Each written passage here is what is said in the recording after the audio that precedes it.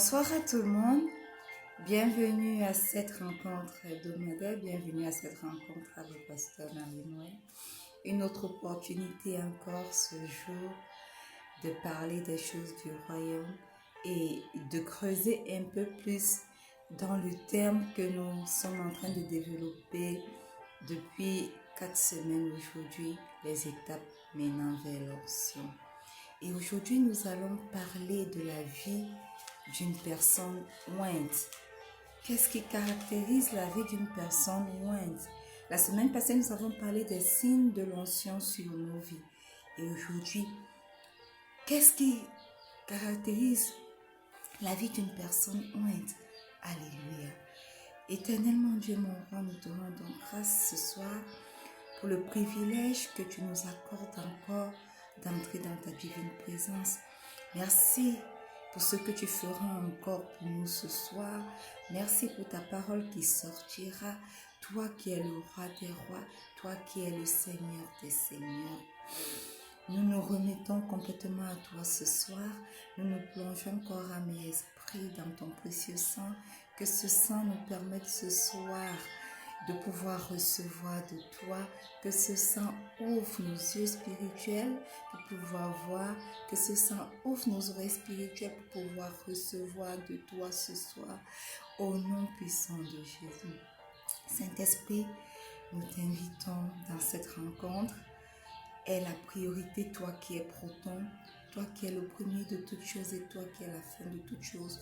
Prends le contrôle dès à présent jusqu'à la fin de cette rencontre au nom puissant de Jésus. Manifeste-toi dans la vie de tes enfants qui sont connectés ce soir ou alors qui écoutent ce message à replay. Esprit de sagesse, esprit d'intelligence, esprit de révélation. Toi-même révèle la parole qui sort ce soir et que cette parole soit une bénédiction dans leur vie au nom puissant de Jésus. Amen. Alléluia. Donc, une fois de plus, bienvenue à tous ceux qui sont connectés, bienvenue à tous ceux qui sont en train de se connecter. Et comme je l'ai dit déjà, ce soir, nous parlons de la vie de la personne ointe. Et je vous ai dit que cette série, je m'inspire du livre de mon père spirituel, l'évêque Dag Heward-Mills, Les étapes menant à l'onction. Alléluia. Et par la vertu du Saint-Esprit ce soir, je vais essayer de vous donner les caractéristiques de la vie d'une personne ointe. Et comme d'habitude, nous tirons nos exemples, nous tirons nos enseignements de la Bible. Et aujourd'hui, nous allons prendre l'exemple d'une personne qui était ointe, qui avait une notion particulière au point où le Seigneur a prédit que cette personne reviendrait au Nouveau Testament. Et il s'agit du prophète Élie.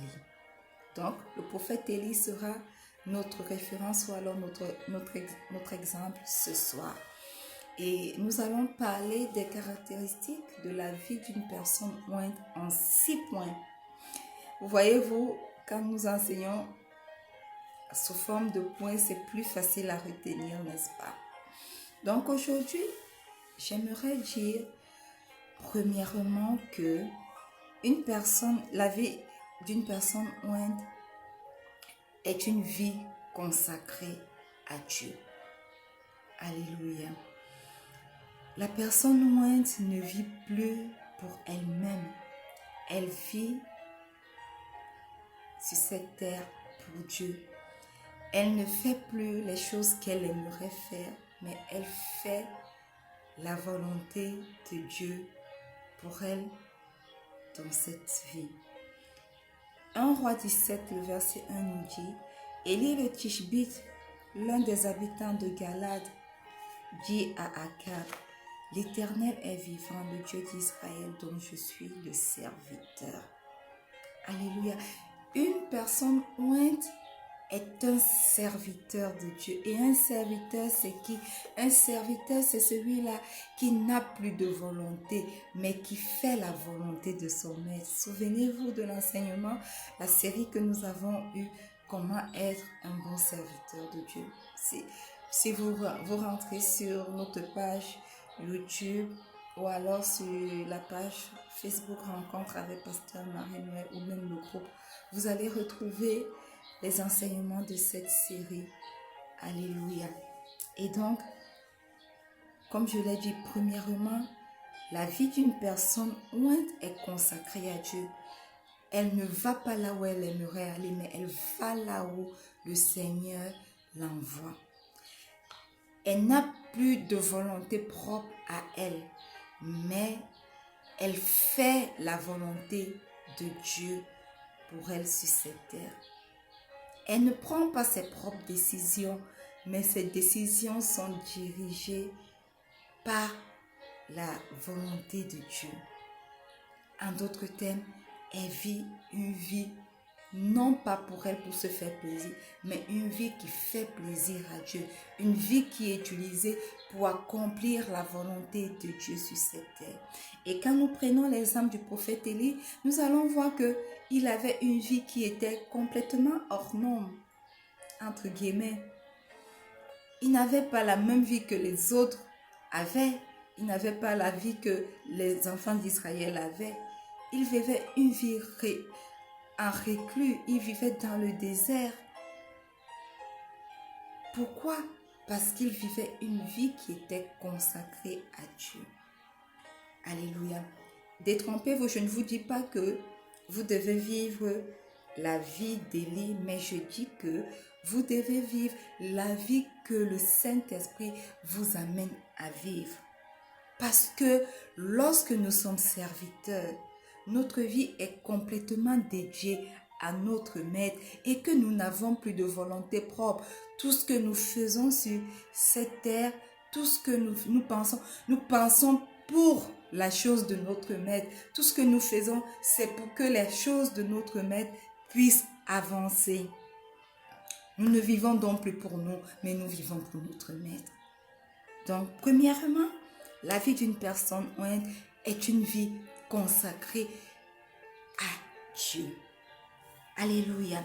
Le deuxième point, c'est que une personne ointe est une vie de paradoxe et de contradiction. Je me répète, la vie d'une personne ointe est une vie de paradoxe et de contradiction. Vous allez voir dans la vie de cette personne quelque chose que cette personne est capable de faire et au même moment quelque chose que cette personne n'est pas capable de faire. Et vous allez vous demander, waouh, cette personne était capable de faire telle chose, pourquoi pas l'autre? Pourquoi pas de faire cette autre chose?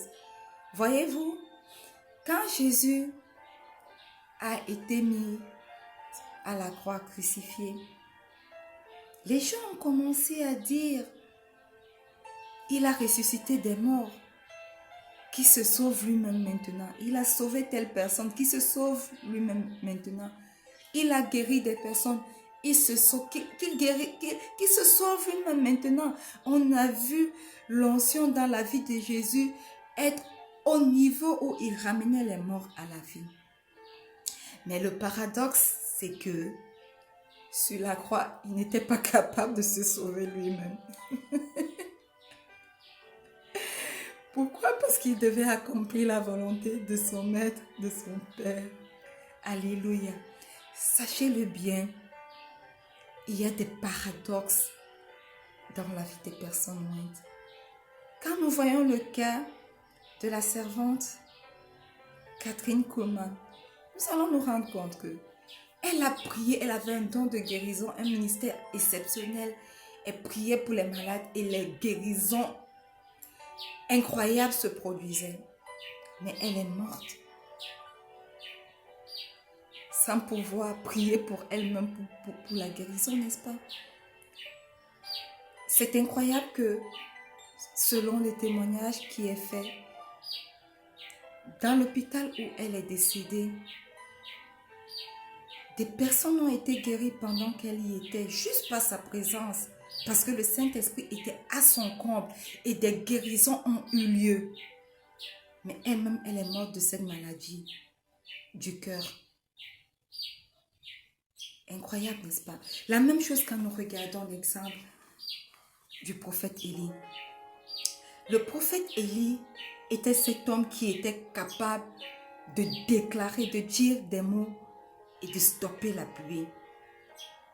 Mais, voyez-vous, cet homme qui était puissant au point de déclarer que le ciel se fermera, a fui devant la reine Jézabel. 1 Roi 17:3 dit, « Pars d'ici, dirige-toi vers l'Orient et cache-toi près du torrent de Kérit qui est en face du Jourdain. » Dans 1 Roi 17, le verset 1, il est écrit en sa partie B, « Il n'y aura ces années-ci ni rosée ni pluie, sinon à ma parole. » Le prophète Élie était tellement loin qu'il était capable de parler et d'arrêter la pluie et de parler et la pluie revenait à sa parole. Mais face à la reine Jézabel, il a fui. C'est un paradoxe, n'est-ce pas? Quand nous allons plus loin dans le verset 7, « Mais au bout d'un certain temps, le torrent fut à sec, car il n'était point tombé de pluie dans le pays. » Élie, qui était un prophète oint, avait le pouvoir de parler et de stopper la pluie. Mais il n'a pas pu empêcher le torrent de s'assécher. Il était capable de parler pour que la pluie ne tombe pas, une seule goutte de pluie ne tombe pas. Mais il n'a pas été capable d'arrêter la sécheresse du torrent. En d'autres termes, on aurait pu dire que lui qui est capable d'arrêter la pluie, il est aussi capable de déclarer un mot, n'est-ce pas, pour que le torrent ne s'assèche pas. Le torrent qui est une source d'eau, qui était symbole de vie. Parce que, croyez-le bien, au Moyen-Orient, il y a beaucoup de problèmes d'eau. Donc, imaginez-vous que ce prophète qui avait la capacité de déclarer que maintenant la pluie ne va pas tomber, était incapable de dire au torrent de ne pas s'assécher.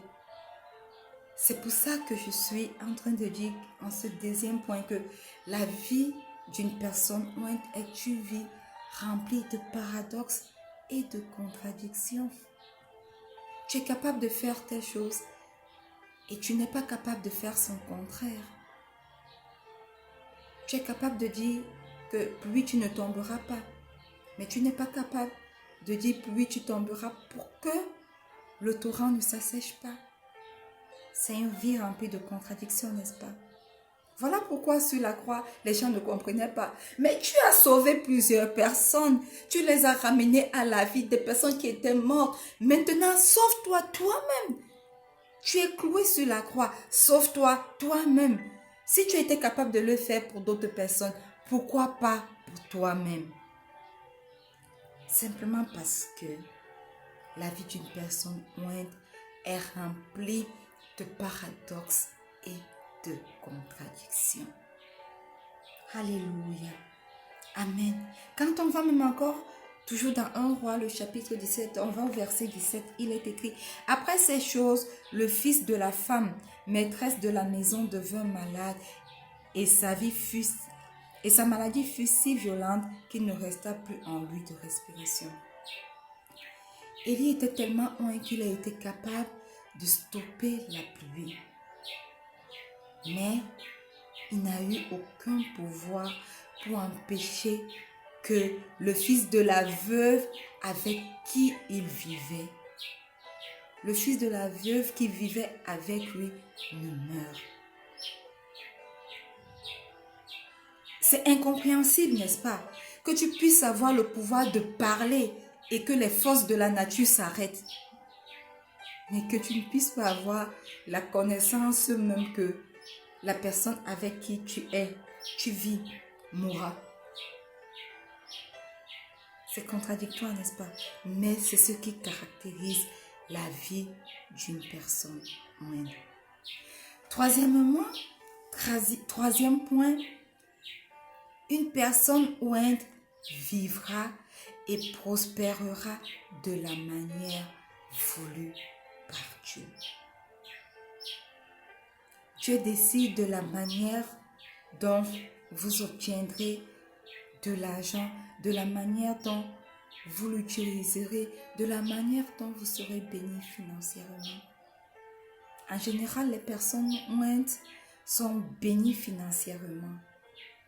Mais le Seigneur choisit la plupart du temps de les bénir d'une manière qui les rend humbles. Pour que l'orgueil ne monte pas en elles. Qu'elles sachent que la bénédiction dont elles sont l'objet ne viennent pas d'elles. Qu'elles comprennent que la bénédiction financière dans leur vie est une bénédiction qui vient directement de Dieu. Pas par leurs propres moyens, oh non. Pas par leurs propres efforts, oh non. Pas par le travail qu'elles accomplissent, oh non. Mais que cette bénédiction vient sur leur vie parce que Dieu les a bénis.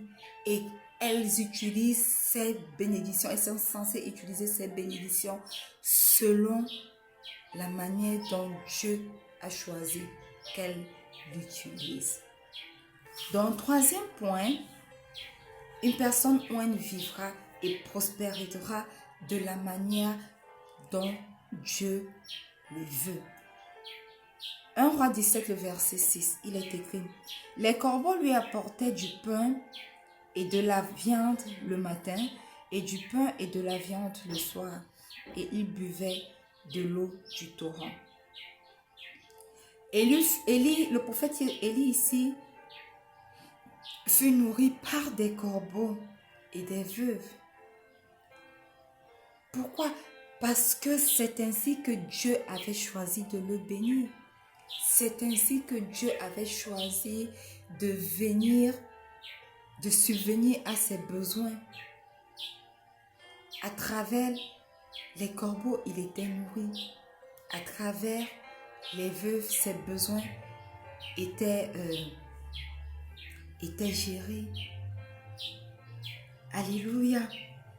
Aujourd'hui, Dieu peut choisir de te bénir en te donnant un bon travail parce que tu es ointe. Mais sache que c'est Dieu qui a choisi que tu travailles, que tu aies ce travail. Et c'est encore lui qui gère tes finances, qui décide de comment tu dois utiliser ces finances. Pas toi. Le Seigneur peut choisir de te bénir en utilisant des aides dans ton ministère. Mais sachez que si vous êtes des personnes ointes, c'est lui qui vous bénit. Et encore, c'est lui qui choisit comment est-ce que cette bénédiction financière doit être utilisée pour son œuvre et même dans votre propre vie. Alléluia. Amen. Le quatrième point, c'est que Dieu ordonne à des supporters de croire en ses oins. Amen. Dans 1 Roi, toujours, nous sommes aujourd'hui dans 1 Roi exclusivement dans le chapitre 17, mais on va également dériver un peu dans le chapitre 18 et le chapitre 21.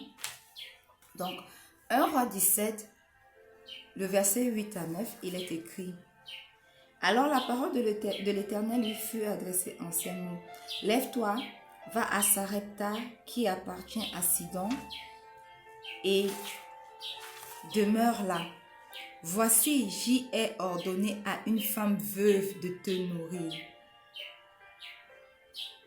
Alléluia. Le verset 15. Elle alla et elle fit selon la parole d'Élie. Et pendant longtemps, elle eut de quoi manger, elle et sa famille aussi bien qu'Élie. Amen. Voyez-vous, comme je l'ai dit au point précédent, pour le prophète Élie, Dieu a utilisé les veuves, a choisi les veuves pour le bénir, pour le soutenir. Dieu ordonne à des supporters de croire en ses oins. Dieu ordonne à des aides de se lever pour aider ses oins. Dieu est capable d'ordonner à différentes personnes bien-aimées d'aimer ses serviteurs. Dieu est capable d'ordonner à des différentes personnes d'aider et de soutenir le ministère de ses oins. Il est capable même de susciter des personnes pour soutenir financièrement ses serviteurs. Alléluia. Donc, le quatrième point, c'est que Dieu ordonne à des aides ou à des supporters de croire en ses oins. Voyez-vous, des fois dans nos églises, il y a ce qu'on appelle des ministères d'aide. Des personnes que Dieu a suscitées pour soutenir son œuvre. Des personnes que Dieu a suscitées pour soutenir ses oins. Donc, la quatrième caractéristique que nous voyons ce soir dans la vie d'une personne ointe, c'est que le Seigneur suscite des supporters pour ses oins. Alléluia. Le cinquième point et l'avant-dernier pour ce soir, c'est que les personnes ointes doivent supporter le fait d'être minoritaires. La plupart du temps, quand vous êtes oint, vous êtes les seuls à penser comme vous pensez. Vous êtes les seuls à réfléchir comme vous réfléchissez. Toutes les personnes autour de vous ne réfléchissent pas comme vous. Ce qui fait que les personnes autour de vous, obligatoirement, ne vous comprennent pas. Mais voyez-vous, c'est une des caractéristiques de la vie d'une personne ointe. 1 Roi 18, le verset 22, il est écrit: Et Élie dit au peuple: Je suis resté seul des prophètes de l'Éternel, et il y a 450 prophètes de Baal. Vous serez toujours en minorité lorsque vous êtes une personne ointe. Des vrais serviteurs de Dieu ne courent pas la route, n'est-ce pas? Dans toute une foule, vous en trouverez peut-être seulement 2 ou 3. Et vous faites directement la différence parce que les personnes tout autour de vous ne sont pas comme vous, ne pensent pas comme vous, ne vous comprennent pas. Et donc, dans l'endroit où vous trouvez, vous êtes forcément en minorité dans votre façon de penser. Les gens ne pensent pas comme vous. Et donc, la plupart du temps, vous êtes incompris. Vous vivez une vie un peu à part, hors du commun, parce que vous la vivez. Vous êtes en minorité et les gens ne comprennent pas ce que vous comprenez forcément. Donc, si vous êtes oint, sachez que les gens ne vous comprendront pas. Les membres de votre famille ne vous comprendront pas. Ce qui fait que la plupart du temps, vous êtes un peu à l'écart. Quand vous regardez tout autour de vous, il n'y a pas beaucoup de personnes qui comprennent ce que vous dites. Il n'y a pas beaucoup de personnes qui vous comprennent. Autant pour moi. Et vous vivez la plupart du temps en minorité. Amen. La dernière caractéristique et la 6e que nous allons voir ce soir. Je ne dis pas que ce sont les seules caractéristiques d'une personne ointe, non. Je dis que c'est des points, c'est des principaux caractéristiques qu'on retrouve dans la vie des personnes ointes. Alléluia. Et en observant la vie du prophète Élie, nous avons pu tirer ses caractéristiques. La dernière caractéristique, par la grâce de Dieu, que nous vous donnons ce soir, c'est que les hommes oints doivent vaincre les Jézabel de leur ministère. Qui est Jézabel? Jézabel était cette reine cruelle qui vivait à l'époque où Élie était prophète. Elle était la femme du roi Akab. Alléluia. Et elle était cruelle. Et sachons-le, dans nos ministères, il y a des Jézabel. Que vous soyez une servante ou bien un serviteur de Dieu, il y a des Jézabel.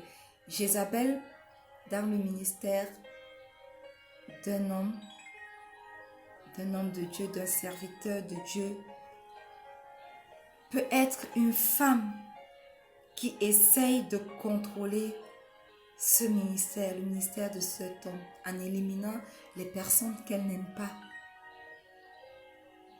Dans le ministère d'une servante de l'Éternel, Jézabel peut être un homme qui contrôle son ministère et ses décisions. Dans le ministère d'un homme, Jézabel peut se manifester comme une femme qui incarne la séduction. Lisons dans 2 Rois, le chapitre 9, du verset 30 au verset 33. Jéhu entra dans Jezreel. Jézabel l'ayant appris, mit du fard à ses yeux, se para la tête et regarda par la fenêtre. Comme Jéhu franchissait la porte, elle dit: « Est-ce la paix, nouveau Zimri, assassin de son maître ?» Il leva le visage vers la fenêtre et dit: « Qui est pour moi? Qui ?» Et 2 ou 3 eunuques le regardèrent en s'approchant de la fenêtre. Il dit: « Jetez là en bas. » Ils la jetèrent et il rejaillit de son sang sur la muraille. Notez que Jézabel a mis du fard à ses yeux, a paré sa tête pour séduire. Voilà pourquoi la 6e caractéristique pour ce soir, c'est que les hommes oints ont des Jézabel dans leur ministère et ils doivent vaincre ces Jézabel. Jézabel peut se manifester de différentes manières. Elle peut se manifester par un esprit de séduction, aussi bien dans les ministères des hommes que des femmes. Ouais. Elle peut se manifester en essayant de contrôler le ministère, en éliminant les personnes qu'elle n'aime pas. Lorsque nous lisons, nous n'allons pas tout lire ce soir, mais je vous invite à aller lire 1 Roi 21, du verset 5 au verset 11. C'est l'histoire du roi Akab qui était affligé parce qu'il voulait la vigne de Naboth. Et Jézabel, son épouse, a manipulé des hommes pour qu'on élimine Naboth afin que la vigne revienne à son époux, le roi Akab. Donc sachez-le, si vous êtes loin, votre ministère aura forcément des Jézabel qu'il faudra vaincre. Et Jézabel peut se présenter sous la manière de la séduction, sous la manière d'une personne qui contrôle votre ministère en éliminant des personnes qu'elle n'aime pas. Et encore sur beaucoup d'autres formes. Mais sachons-le, si nous sommes des personnes ointes, il y a des Jézabel à vaincre, des Jézabel à abattre, des Jézabel à éliminer de son ministère. Alléluia. Amen. Si vous êtes connectés ce soir et que ce message vous a touché, vous êtes peut-être ointe déjà, ou alors vous ne l'êtes pas. Vous ne connaissez pas le Seigneur Jésus comme votre Seigneur et votre Sauveur personnel. Je vais vous inviter ce soir à faire cette prière après moi. Dites simplement, répétez cette prière. Ne la répétez pas comme une récitation, mais faites de cette prière votre prière. Dites, Seigneur Jésus, ce soir, je viens à toi tel que je suis. Je reconnais que j'ai péché contre toi. Je reconnais que je suis un pauvre pécheur. Et ce soir, je viens vers toi complètement affligé afin que tu aies compassion de moi. Tu es mort sur la croix. Tu es descendu aux enfers. 3e jour, tu es ressuscité des morts. Tu es monté auprès du Père. Et ce soir, je viens invoquer le Christ ressuscité. Je viens, Christ ressuscité, faire de toi mon Seigneur et mon Sauveur personnel.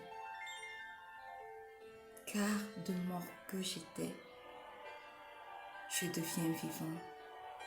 Parce que toi, Christ ressuscité, tu entres dans ma vie.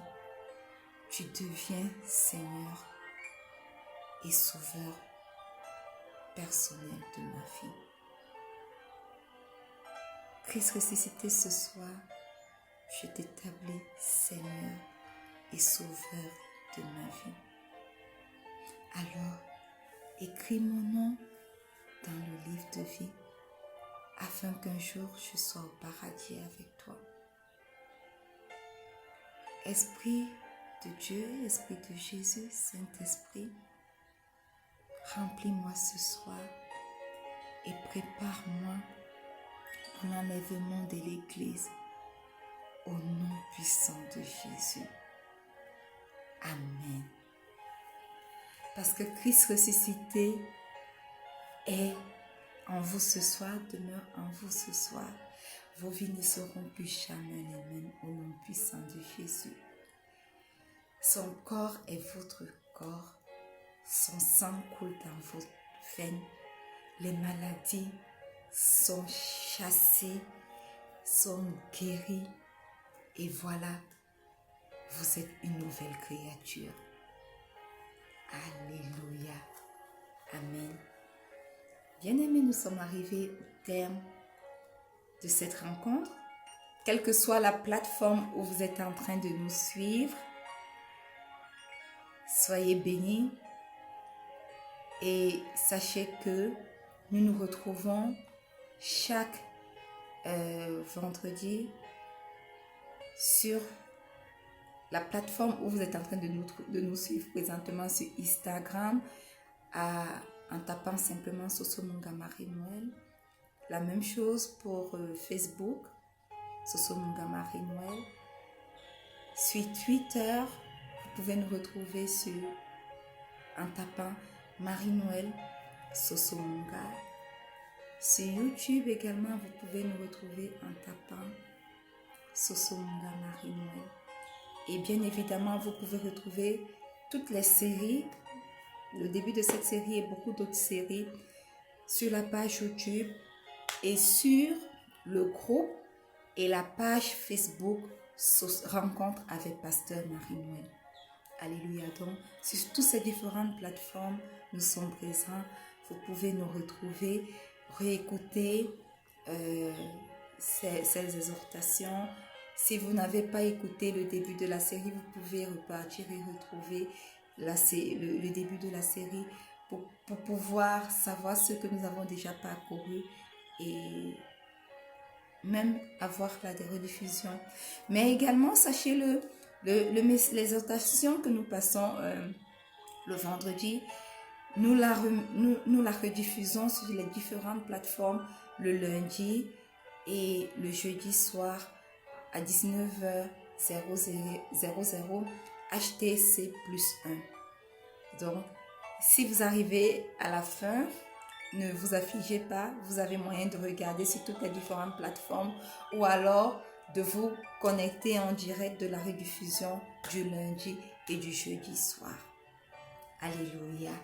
je ne vais pas partir sans avoir prononcé une parole de bénédiction sur vos vies. Et aujourd'hui, la parole de bénédiction est tirée du livre de Jude.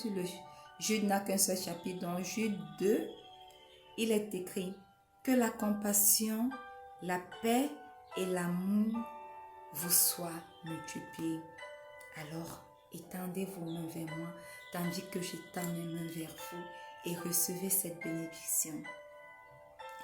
Que la compassion du Seigneur Jésus se renouvelle pour vous durant toute cette semaine, jusqu'à notre prochaine rencontre au nom puissant de Jésus. Que cette compassion parle pour vous chaque jour de vos vies durant cette semaine au nom puissant de Jésus. Qu'elle surabonde sur vos vies et qu'elle surabonde même pour parler favorablement au Père lorsque vous péchez. Que ces compassions se renouvellent pour vous chaque jour jusqu'à notre prochaine rencontre au nom puissant de Jésus. Que la paix du Christ qui surpasse toute autre paix et qui apporte de bons fruits dans nos vies demeure dans chacune de vos vies par la vertu du Saint-Esprit au nom puissant de Jésus. Que cette paix apporte joie, que cette paix apporte bonté, que cette paix apporte bénédiction au nom puissant de Jésus. Et que l'amour vous soit multiplié. Il nous a aimés le premier. Mais je prie que l'amour du Seigneur vienne habiter dans nos cœurs dès à présent et nous garde jusqu'à notre prochaine rencontre au nom puissant de Jésus. Que nous ne venions pas à lui juste pour nos besoins, mais que nous venons à lui parce que nous commençons sincèrement à l'aimer. Souvenez-vous, Matthieu 22, le verset 37. Le premier commandement est: tu aimeras le Seigneur ton Dieu de tout ton cœur, de toute ton âme et de toute ta pensée. Ceci est le premier et le plus grand commandement. Et ceci est le socle de la chrétienté. Alors, puissions-nous aimer réellement le Seigneur, que son amour germe de nos cœurs et nous accompagne tout au long de cette semaine jusqu'à notre prochaine rencontre. Je prie que ce verset de Jude 2 puisse nous accompagner et nous garder jusqu'à notre prochaine rencontre par la vertu du Saint-Esprit au nom puissant de Jésus. Amen. Alléluia. Nous sommes arrivés au thème de cette rencontre, bien-aimés. Soyez bénis. Et je ne sais pas si vous avez partagé, mais n'hésitez pas à inviter les gens à regarder, encouragez-les à aller sur nos différentes plateformes, à aimer, à partager, à commenter également. Et si vous avez des intentions de prière, des incompréhensions, laissez-les en commentaire. Et par la vertu du Saint-Esprit, je me ferai un plaisir de vous répondre. Alléluia. N'oubliez pas, entretenez votre relation personnelle avec Dieu en priant, en méditant la parole de Dieu et en communiant avec les frères dans vos diverses appartenances, dans vos diverses congrégations. Je reste et je demeure votre homme servante, le pasteur Marie-Noël. Je vous aime tous. Shalom. Bye bye.